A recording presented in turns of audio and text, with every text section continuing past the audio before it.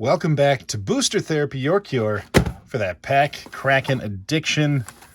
Got a special box of Ravnica Allegiance.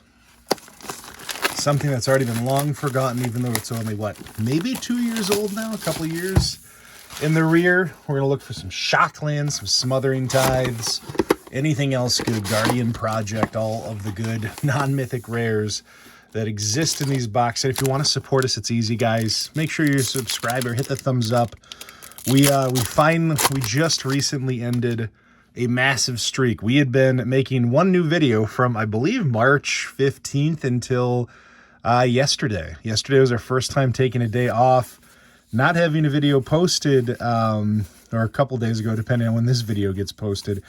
Yeah, I guess we just needed a little break, but also, you know, 150 some days of 200 days, 200 some days, however many days it is. It was a lot. Ooh, Spawn of Mayhem. We're going to start off with a Mythic right out the gate. And, ooh, a foil Persistent Petitioners. I mean, if there's a good foil common to get, that's the one. I think the Petitioners are still worth $1 or so. I could be wrong. You know how much these things change, but usually cards like that where you can have many of them end up climbing back up in value. Windstorm Drake, Essence Capture, and we've got the Mythic Biomancer. Card that I felt like I opened, I don't know, 1 or 2 in every box. Every box had 10 of them, 2 of them, 17 of them. Can't remember. So we're going to take our time, enjoy an insane streak, and talk about getting back onto somewhat of a normal rhythm. Dovin Grand Arbiter, we get another Mythic, and it's a Planeswalker. Good old Dovin. I think the goal for Pat and I is to kind of get back to our previous, prior to COVID schedule, which was 3 days a week, Monday, Wednesdays, and I believe Thursdays, maybe Fridays. But we kind of hit it 3 times every week with different videos. And one thing we're really going to focus on, Wilderness Reclamation's really good, is not always just box openings, but more of the Commanding Presence videos, more of the strategy videos, and of course, more gameplay, live gameplay, whether it's Cindervines through streaming, and if it's not always streaming, it's even recorded gameplay with commentary, to give you guys an idea of how both Pat and I play the game and some of the different things that we value, where we see insights, maybe even talking about some of those new cards as they roll out and as they're officially spoiled, kind of giving our 2 cents on how we feel about them. Blood Crypt, our first Shockland. Man, it'd be nice to get one of every Shockland in this. That would be a good way to revisit Ravnica. One of every Shock. But yeah, hopefully you guys can all look forward to that. We're excited to make that small transition. Of course, we're still going to open product because, we have pack cracking addictions. So we're going to keep it going. But Pestilence Spirit, I don't know why, but that Guildgate made me think it was another Blood Crypt. I think the art looks so similar. So yeah, hopefully you're all excited for that. I'm excited for it. I'm excited for the transition. I'm also excited to breathe a little bit, take a little bit more time, and pour that into some of our Mamma mia, that's some of our spicy videos. Extra meatball. time. Breeding Pool. I think Breeding Pool to date is this. It can't be the most. I'm guessing Smothering Tide is the most, but Breeding Pool is right up there too. So that is one of the most expensive cards in the set. It's our second Shockland. Oddly enough, those are like my 2 favorite Shocklands too. Those are the colors I enjoy playing. Mortify is always good. And we've got our first split card. We got Warrant and Warden for the split cards. None of those ended up really paying off a ton. With the Golgari one and the Izzet one saw someday in the sun, but they quickly kind of faded to background and just ended up not being quite as good as what I think they were pushed to be.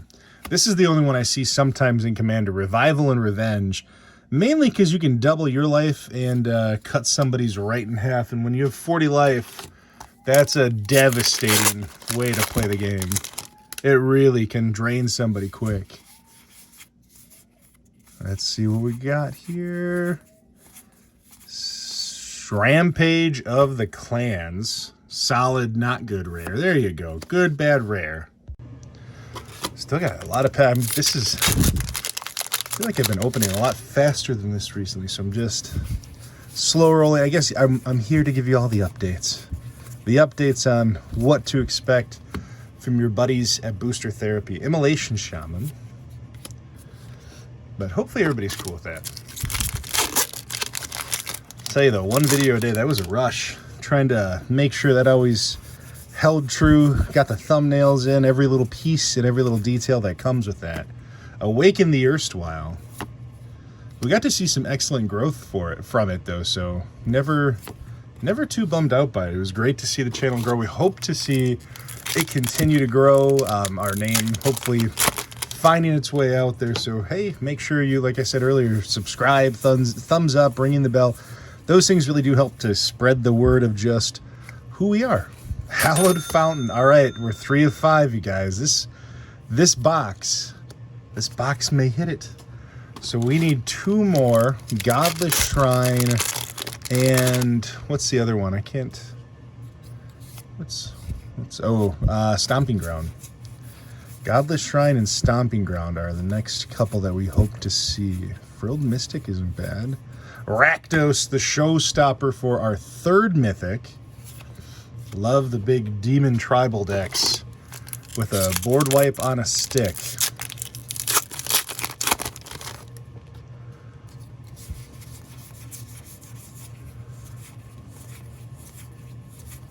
Looks like we have foil on this one. So we got Thrash and Threat for the rare. And Thrash and Threat for the foil rare. Why not? If you get 1, you get 2.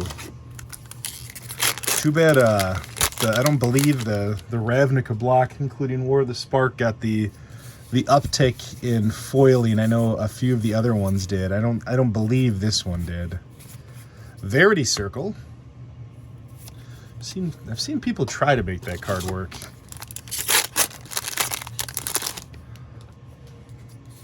Man, it feels good. What the heck? The upside down card.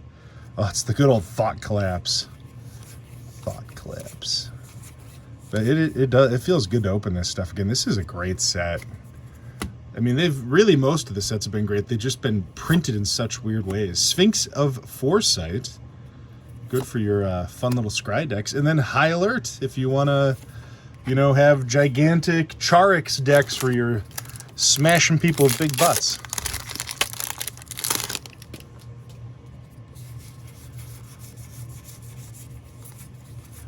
Another High Alert. Gates Ablaze and the Theater of Horrors with that beautiful artwork.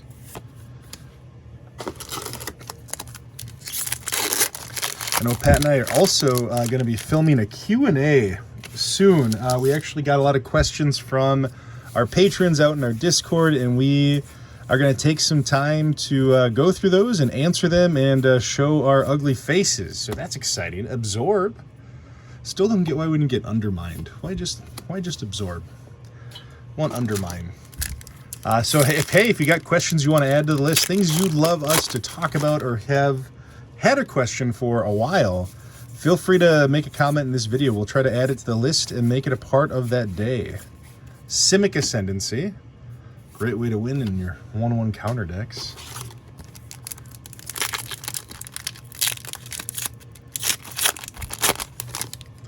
Let's say maybe we're at the halfway point. The box still looks pretty beefy over there. So we might have a little bit more to scrounge through. Growth Chamber Guardian. We all know the two big cards I would love to see here. Neither of them Mythic. Is Guardian Project, because you can never have enough of those, and then of course Smothering Tithe. And in the past I have had boxes of this where it has been double Tithe decks. End-Raise Forerunners. And a foil Root Snare. Back when the foils didn't come out of the pack curled, they just curl, shortly after there. Syndicate Guildmage, and our 3rd, I think it's our 3rd, Bedeck and Bedazzle, I guess 4th if you count getting 2 of 1 because 1 was a foil. Maybe that was our 5th. trying to remember now. Yeah, because I think we got the Azorius one too. Ooh, the Hydroid Croissant. There it is. Hydroid Crasis. That, I think, is still the best Mythic. I mean, end of the day, it's the Mythic I would want most. It's got the most playability in Commander. It's just a solid Hydra creature that draws cards, gains life, has flying somehow because of those disgusting Simic folks. But yeah, I'm excited. That's a good one. Good hit. That's right, Rhythm of the Wild. These are like $1 or $2 now. Another really good uncommon. And the Incubation Druid. For the longest time, I thought they could tap for any color mana. Did not realize that had to be of a color source you already had in play. Skewer the Critics was good. There's another Wilderness Reclamation. And there's, I think, the last one, Repudiate and Replicate. This one's actually not too bad either. I am a fan of playing that one in Commander.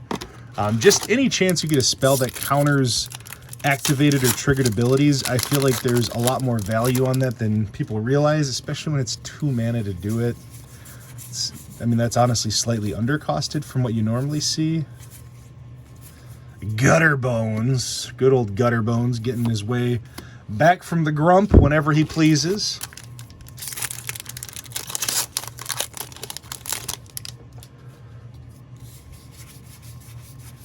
Another Growth Spiral. I don't know how many of those I need to put aside, but they are just useful cards.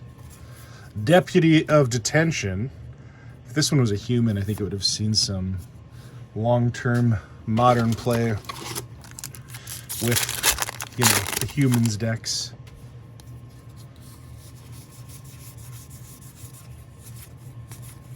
Man, I love this artwork. Bankrupt in Blood. I actually do have that playmat too. Hey, Maria, that's a spicy Smothering meatball. Tithe. Man, we're getting about anything and everything you'd want in this box. We are definitely getting down there. I want to say we got like 6 or 8 packs left. We're getting towards the end of the box. Couple more Shocklands away from perfect, and of course the Guardian Project would be nice. Tome of the Guild Pack. Silly little books.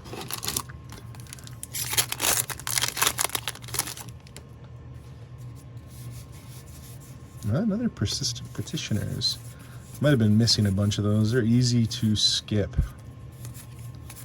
Electro Dominance. I still think this is a great card today. I mean, essentially, you're burning something and instant speed casting anything from your hand. You know, as long as it meets that X. Which just feels amazing. There's another Petitioner. Ethereal Absolution, and a foil behind it. Azorius Guildgate foil. It's looking like 4 packs left counting this one. We're getting down there. Need to see that Stomping Ground, that Godless Shrine. Orzhov Enforcer and the Rix Mahdi Reveler. There was a deck that I actually played in a tournament with that used that card pretty effectively, and it kind of was like a combo Aristocrats with Bodden 2, God Eternal, and it would just explode, and it'd be like a turn 4, sometimes turn 5, just you can't stop what's about to happen. Seraph of the Scales, we get a 5th Mythic. Another good Mythic. We kind of splashed the gambit of Mythics, which is great. A lot of good ones in there.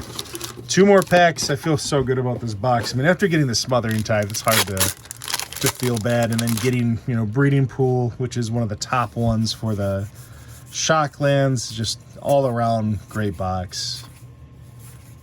And Priest of Forgotten Gods, another incredibly useful card. See that played a lot in Commander. Last pack, guys. Thanks for watching. Make sure you smash that thumbs up on the way out and say, hey, I love you in the comments, because we love you. And that's about it. It looks like a land. We're going to get a shock. A 4th shock? No, it's a stinker of a land. Plaza of Harmony that is unfortunately not even a gate, even though it should be. Until next time, guys, this is Booster Therapy. Thanks for hanging out with us. Thanks for being here, and have a good and a wonderful rest of your day.